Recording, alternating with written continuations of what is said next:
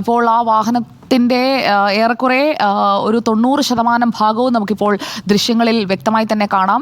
പിൻഭാഗത്തെ ചക്രങ്ങളടക്കം ലോറിയുടെ ബാക്കി body part കൂടി ഇപ്പോൾ മുകളിലേക്ക് ഉയർത്തിയ നിലയിലാണ്. ഇപ്പോൾ ആ ക്രെയിനിൽ, ഡ്രഡ്ജറിലുള്ള ക്രെയിനിൽ ഇപ്പോൾ വാഹനം പൂർണ്ണമായും ഉയർത്തി നിർത്തിയിരിക്കുന്ന സാഹചര്യത്തിലാണ് നമ്മൾ നിൽക്കുന്നത്. ഇപ്പോൾ AK അഭിലാഷ്, ഇപ്പോൾ SP നാരായണയടക്കം കൃത്യമായ നിർദ്ദേശങ്ങൾ നൽകുന്നത് കാണാം.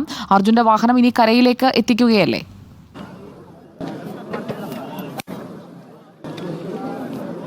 തീർച്ചയായിട്ടും അർജുൻ്റെ വാഹനം പുറത്തേക്ക് എത്തിക്കുകയാണ്. കാരണം ഏതാണ്ട് 1.5 മണിക്കൂർ മുമ്പാണ് ഈ വാഹനം പുറത്തേക്ക് എത്തിച്ചിരിക്കുന്നത്. ഇതിപ്പോൾ ഈ റോഡിലേക്ക് എത്തിക്കാനൊരു ശ്രമമാണ് ഇപ്പോൾ നടക്കുന്നത്. കാരണം ഈ ഭാഗത്തു കൂടിയാണ് ഇത് മുകളിലേക്ക് ഭാഗത്തേക്ക് എത്തിക്കാൻ കഴിയുക. ഇപ്പോൾ ദൃശ്യങ്ങളിൽ നിന്ന് കാണാം അർജുൻ്റെ വാഹനത്തിൻ്റെ കൂടുതൽ ഭാഗങ്ങൾ ദൃശ്യമായി കഴിഞ്ഞിട്ടുണ്ട്. കാരണം അതിൻ്റെ 10 ചക്രത്തോളമുള്ള ഒരു വാഹനമായിരുന്നു ഉള്ളത്. അതിൻ്റെ ഏതാണ്ട് 4 ചക്രങ്ങൾ, 2 സ്റ്റെപ്പായിട്ടുള്ള മുൻഭാഗത്തുള്ള 4ഓളം ചക്രങ്ങളാണ് നമുക്കിപ്പോൾ കാണാൻ കഴിയുന്നത്. ആ ഭാഗം ഉയർത്തിക്കൊണ്ടുവരാനുള്ള നീക്കങ്ങളാണ് ഇപ്പോൾ നടക്കുന്നത്. ഏതായാലും ഈ ദുരന്തത്തിൽ വലിയ ആഘാതം തന്നെയാണ് ഈ ട്രക്കിനുണ്ടായിരിക്കുന്നതെന്ന് കൂടുതൽ വ്യക്തമാവുകയാണ്. വാഹനത്തിൻ്റെ മുഴുവൻ ഭാഗവും മുകളിലേക്ക് വരുന്ന സമയത്ത് പിൻഭാഗത്ത്, അതായത് ഈ ക്യാബിൻ്റെ പിൻഭാഗത്ത് മുഴുവൻ തകർന്നു പോയ ദൃശ്യങ്ങൾ തന്നെയാണ് നമുക്ക് കാണാൻ കഴിയുന്നത്. അതോടൊപ്പം തന്നെ പിൻചക്രങ്ങൾ വേർപെട്ട നിലയിലാണ് ഉള്ളത് എന്ന് കൂടി മനസ്സിലാക്കാൻ കഴിയുന്നു.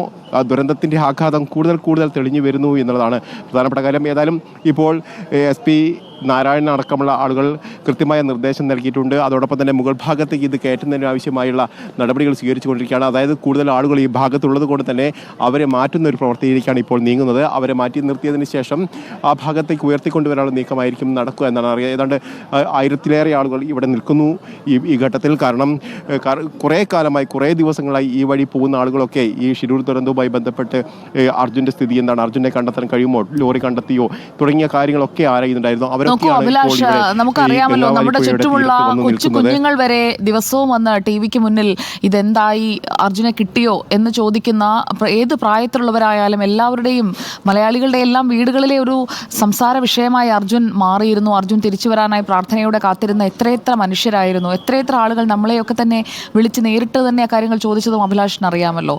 ഇപ്പോൾ ആ വാഹനമാണ്, അർജുൻ കിടന്നുറങ്ങുകയായിരുന്നു ഈ ലോറിയുടെ ക്യാബിനുള്ളിൽ. നോക്കൂ, കരയിൽ നിരവധി ആളുകളാണ് ഷിരൂരിൽ ഇപ്പോൾ എത്തിയിരിക്കുന്നത്. അവരെല്ലാവരും ഈ വാഹനം കരയിലേക്ക് എടുക്കുന്നത് നോക്കി നിൽക്കുകയാണ്. ഇനിയും 2 പേരെ കണ്ടെത്താനുണ്ട്. ലോകേഷും ജഗന്നാഥനും 2 പേരും കർണാടക സ്വദേശികളാണ്. അവരെയും ഈ മണ്ണിടിച്ചിലിൽ കാണാതായതാണ്. അർജുൻ്റെ വാഹനം കരയിലേക്ക് എടുക്കുമ്പോൾ ഈ വാഹനത്തിനുണ്ടായ വലിയ കേടുപാടുകൾ അത് കൂടുതൽ വ്യക്തമാവുകയല്ലേ കരയിലേക്ക് അത് അടുപ്പിക്കും തോറും? തീർച്ചയായിട്ടും സുജിയ സൂചിപ്പിച്ചതുപോലെ തന്നെ ഈ ദുരന്തത്തിൽപ്പെട്ടും കാണാതായ രണ്ടു പേർ കൂടിയുണ്ട്. അർജുനെ കണ്ടെത്തിയിരിക്കുന്നു. ഇനി 2 പേർ, ലോകേഷ്, ജഗന്നാഥൻ, ഇവരെ കൂടി കണ്ടെത്തേണ്ടതുണ്ട്. ഇപ്പോൾ ജഗന്നാഥൻ്റെ കുടുംബാംഗങ്ങളൊക്കെ ഇവിടെ എത്തിയിട്ടുണ്ടായിരുന്നു. കാരണം അർജുനെ കണ്ടെത്തിയിരിക്കുന്ന ഒരു സാഹചര്യത്തിൽ അവരുടെ ജീവൻ കൂടിയായ, അവരുടെ ആശ്രയം കൂടിയായ ജഗന്നാഥനെയും ലോകേഷിനെയും ഒക്കെ കണ്ടെത്താൻ കഴിയുമെന്നുള്ളൊരു പ്രതീക്ഷ അവർക്കുണ്ട്. അതുകൊണ്ട് തന്നെയാണ് ഇത് കേട്ടപ്പോൾ തന്നെ അവർ ഇവിടെ ഓടിയെത്തിയത്. അല്പസമയങ്ങൾക്ക് മുമ്പ് വരെ നമുക്കൊപ്പം തന്നെ അവരുണ്ടായിരുന്നു. ഏതായാലും ഇപ്പോൾ അർജുൻ്റെ ട്രക്ക് മുകൾ ഭാഗത്തേക്ക് എത്തിക്കുന്ന നീക്കങ്ങളാണ് ഒരു വശത്ത് നടക്കുന്നത്. അതോടൊപ്പം തന്നെ ഈ മുകൾ ഭാഗത്ത് ഇപ്പോൾ സതീഷ് സെയ്ലി MLA അടക്കമുള്ള ആളുകൾ കയറി വരികയും ആളുകൾക്ക് ചില നിർദ്ദേശങ്ങൾ നൽകുന്നതും നമുക്ക് ദൃശ്യങ്ങളിൽ നിന്ന് കാണാൻ കഴിയുന്നുണ്ട്. ഏതായാലും ഇപ്പോൾ അല്പസമയങ്ങൾക്കകം തന്നെ ഈ ട്രക്ക് മുകളിലേക്ക് എത്തിക്കേണ്ടതുണ്ട്. കാരണം ഇരുട്ടി വീഴാറായിരിക്കുന്നു.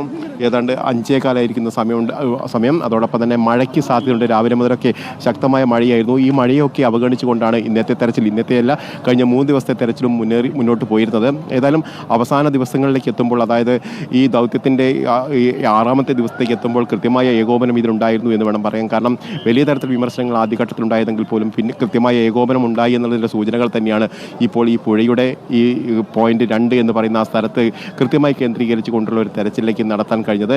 ഏതായാലും ആ തെരച്ചിലിന് ഫലമുണ്ടായിരിക്കുന്നു. അർജുൻ്റെ ട്രക്ക് കണ്ടെത്തിയിരിക്കുന്നു. അർജുനെ തന്നെ കണ്ടെത്താൻ കഴിഞ്ഞിരിക്കുന്നു. ഒരു പക്ഷേ നമ്മൾ ആദ്യഘട്ടത്തിലൊക്കെ കരുതിയ ട്രക്ക് കണ്ടെത്തിയാൽ പോലും അർജുൻ്റെ ശേഷിപ്പ് കണ്ടെത്താൻ കഴിയുമോ എന്നുള്ളൊരു സംശയമൊക്കെ ഒരു ഘട്ടത്തിലുണ്ടായിരുന്നു. പക്ഷേ അതുകൂടി കണ്ടെത്താൻ കഴിഞ്ഞിരിക്കുന്നു എന്നുള്ളതാണ് ശ്രദ്ധേയമായ കാര്യം. ഏതായാലും ട്രക്ക് അല്പസമയങ്ങൾക്ക് തന്നെ മുന്നോട്ട് എത്തിക്കുന്നതിന് വേണ്ടി ക്രെയിൻ സംവിധാനം അടക്കം ഇവിടെ എത്തിച്ചിട്ടുണ്ട്. അഭിലാഷ്, ഇപ്പോൾ മറ്റൊരു ക്രെയിൻ കൂടി കൊണ്ടുവന്നിട്ടുണ്ട്. അത് താഴെ നിന്ന് മുകളിലേക്ക് റോഡിലേക്ക് ഈ വാഹനം കൊണ്ടുവരുന്നതിനായുള്ള ക്രമീകരണങ്ങളും നടക്കുന്നത് നമുക്ക് ദൃശ്യങ്ങളിൽ കാണാം. ഇപ്പോൾ കരയോട് ഏകദേശം അടുത്ത് തന്നെയാണ് കിടക്കുന്നത്. 5-6 മീറ്റർ മാത്രം വ്യത്യാസത്തിലാണ് ഇപ്പോൾ വെള്ളത്തിൽ ആ ട്രക്ക് കിടക്കുന്നത്, ട്രക്കിന്റെ ഭാഗം കിടക്കുന്നത്. അത് കരയിലേക്ക് എത്തിക്കുന്നതിനുള്ള ക്രെയിനല്ലേ ഇപ്പോൾ മുകളിൽ സജ്ജമാകുന്നത്? തീർച്ചയായിട്ടും ഇപ്പോൾ ഈ ഡ്രഡ്ജറിലുള്ള ക്രെയിൻ ഉപയോഗിച്ച് പരമാവധി 2-3 മീറ്റർ ഉയരത്തിലേക്ക് മാത്രമേ ഇത് കൊണ്ടുവരാൻ കഴിയൂ. പക്ഷേ ഇതിൽ നിന്ന് മുകൾ ഭാഗത്തേക്ക്, അതായത് ദേശീയപാതയുടെ ആ ഭാഗത്തേക്ക് ഉയരത്തിലേക്ക് എത്തിക്കേണ്ടതുണ്ട്. ഏതാണ്ട് ഒരു 10 മീറ്ററോളം ഈ ഉയരമുണ്ട്. ഈ ഉയരത്തിലൂടെ വേണം ഇത് കയറ്റി പിടിക്കാൻ.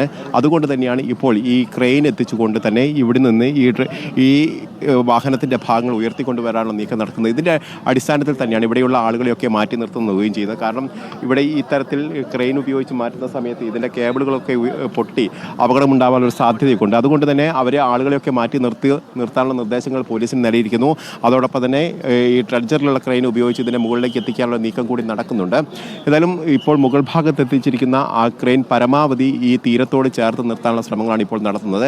ഇതിനുശേഷം ഇരുമ്പ് വടങ്ങൾ ഉപയോഗിച്ച് ഇപ്പോൾ ഈ പുഴയിലുള്ള ഈ ട്രക്കിനെ ഹൂക്ക് ചെയ്യും. അതിനുശേഷം അതിനെ വലിച്ചു കയറ്റുകയാണ് ചെയ്യുക. അതിനുള്ള സമയമാണ് ഇപ്പോൾ ഏതായാലും ഉള്ളത്. കാരണം മഴ പെയ്യുന്നതിന് മുമ്പ് തന്നെ ഇത് ഉയർത്തിക്കൊണ്ടുവരാനുള്ള ശ്രമങ്ങൾ, കാരണം ഇവിടെ ഈ മഴ പെയ്ത് കഴിഞ്ഞാൽ ഇവിടെ നിൽക്കുക തന്നെ അസാധ്യമാകുന്നൊരു വിഷയമുണ്ട്. അതുകൊണ്ട് തന്നെ ഇരുട്ട് വീഴുന്നതിന് മുമ്പും മഴ പെയ്യുന്നതിന് മുമ്പും തന്നെ മുന്നോട്ട് ഈ ട്രക്കിനെ മുകളിലേക്ക് എത്തിക്കാനുള്ള നീക്കങ്ങൾ ഇപ്പോൾ തകൃതിയായി തന്നെ നടക്കുകയാണ്. മുകൾ ഭാഗത്ത് ഏതാണ്ട് 12-13 മീറ്ററോളം ഉയരമുണ്ട് എന്നാണ് നമുക്ക് ദൃശ്യങ്ങളിൽ നിന്ന് മനസ്സിലാക്കാൻ കഴിയുന്നത്. ഏതായാലും ലക്ഷ്മണന്റെ ഈ ദാബയ്ക്ക് പിൻവശത്തായിട്ടാണ് ഇപ്പോൾ ഈ ട്രക്ക് ഉള്ളത്.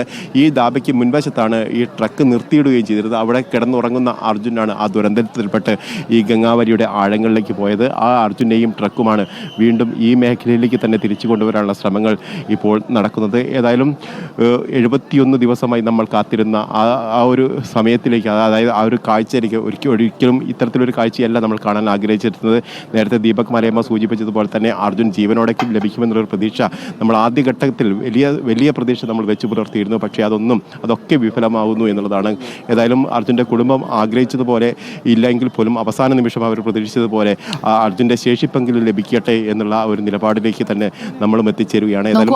അർജുന്റെ സഹോദരി കണ്ണീരോടെ പറഞ്ഞത് ആ വാക്കുകൾ ഇപ്പോഴും നമ്മുടെ ഉള്ളു പൊള്ളിക്കുന്നതാണ്. അവൻ്റേതെന്ന് തിരിച്ചറിയാൻ എന്തെങ്കിലും കിട്ടാതെ എങ്ങനെയാണ് നമ്മൾ അർജുൻ എവിടെയാണെന്ന് ഉറപ്പിക്കുക? അത് ആ കുടുംബത്തിൻ്റെ ആകെ ഒരു വിങ്ങലായിരുന്നു. ആ വിങ്ങലാണ് കേരളം മുഴുവൻ ഏറ്റെടുത്തത്. മലയാളി മുഴുവൻ അർജുൻ എവിടെയാണ് എന്നറിയണമെന്ന് ആവർത്തിച്ച് ആവശ്യപ്പെട്ടത്. ഈ തെരച്ചിലിന് വേഗം കൂട്ടുന്നതിന് മാധ്യമങ്ങൾ നടത്തിയ ഇടപെടൽ നമ്മൾ അഭിലാഷിന് അറിയാമല്ലോ. 18-ാം തീയതി രാവിലെ ഒരു 11 മണിക്ക് ശേഷമാണ് അഭിലാഷിനോട് അർജുനെ തിരയാൻ പോകണം, അർജുനെ നമുക്ക് തിരിച്ചു പിടിക്കണം എന്ന് നമ്മൾ ഇവിടെ നിന്ന് ആവശ്യപ്പെടുന്നത്. അന്ന് മുതൽ അഭിലാഷും ഈ ദൗത്യത്തിൻ്റെ ഭാഗമായിരുന്നില്ലേ?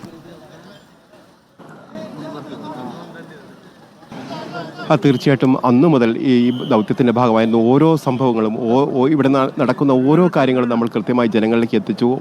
തികഞ്ഞ അവഗണന ആദ്യഘട്ടത്തിലുണ്ടായിരുന്നു. അതോടൊപ്പം തന്നെ ആശയക്കുഴപ്പങ്ങൾ, അതോടൊപ്പം തന്നെ ഏകോപനമില്ലായ്മയൊക്കെ വലിയ തരത്തിൽ ഉയർന്നു വരികയും ചെയ്തിരുന്നു. അതൊക്കെ വലിയ തരത്തിൽ ശക്തിയായി നമ്മൾ വിമർശിക്കുകയും ഒക്കെ ചെയ്തിരുന്നു. അതിന് പോലീസിൻ്റെ ഭാഗത്തുനിന്നായാലും അതോടൊപ്പം തന്നെ ജില്ലാ ഭരണകൂടത്തിൻ്റെ ഭാഗത്തുനിന്നായാലും ഒക്കെ വലിയ തരത്തിൽ അതിനെ വിമർശിക്കുകയൊക്കെ ചെയ്യുന്ന ഒരു സാഹചര്യം ഉണ്ടായിരുന്നെങ്കിൽ പോലും അവർ നമ്മൾ പറഞ്ഞതാണ് ശരി എന്നുള്ള നിഗമനത്തിലേക്ക് തന്നെ നിലപാടിലേക്ക് അവർ മാറുന്നു നമ്മൾ കണ്ടതാണ്. സാധാരണഗതിയിൽ ഈ മേഖലയിൽ ഇത്തരത്തിൽ അപകടം സംഭവിച്ചു കഴിഞ്ഞാൽ ഇവിടെ ഇത്തരത്തിലൊരു തെരച്ചിലൊന്നും സാധ്യമാവില്ല. പ്രത്യേകിച്ച് ഇവിടുത്തെ ഭൂമിശാസ്ത്രപരമായ ചില പ്രത്യേകതകളുണ്ട്.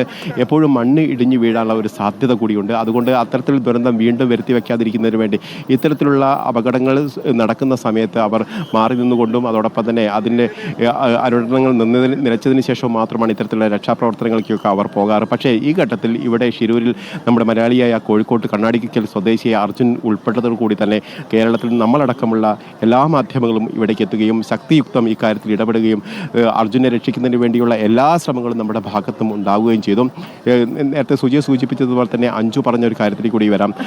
അഞ്ജു പറഞ്ഞത് ശേഷിപ്പെങ്കിലും കിട്ടണം എന്നുള്ള കാര്യം അവർ പറയുന്നുണ്ടായിരുന്നു. അഞ്ജുവിൻ്റെ ഭർത്താവിനോട് ജിതിനോട് അർജുൻ്റെ ഭാര്യ പറഞ്ഞത്, നിങ്ങൾ കുറച്ച് ദിവസങ്ങൾ കൂടി കഴിഞ്ഞാൽ ഒരു പക്ഷേ നിങ്ങൾ ബാക്ക് ടു ലൈഫിലേക്ക് പോകാനുള്ള സാധ്യതയുണ്ട്. കാരണം നിങ്ങൾക്ക് ഒരു പക്ഷേ അതിന് സാധിച്ചേക്കാം, ഒരു പക്ഷേ കഴിഞ്ഞെന്ന് വരില്ല എങ്കിൽ പോലും നിങ്ങൾക്ക് അതിന് സാധിച്ചേക്കാം. ഞാൻ എന്ത് വെച്ച് അർജുനേട്ടനെ കാത്തിരിക്കാതെ ഞാൻ എങ്ങനെ മുന്നോട്ട് പോകും എന്നുള്ളൊരു കാര്യം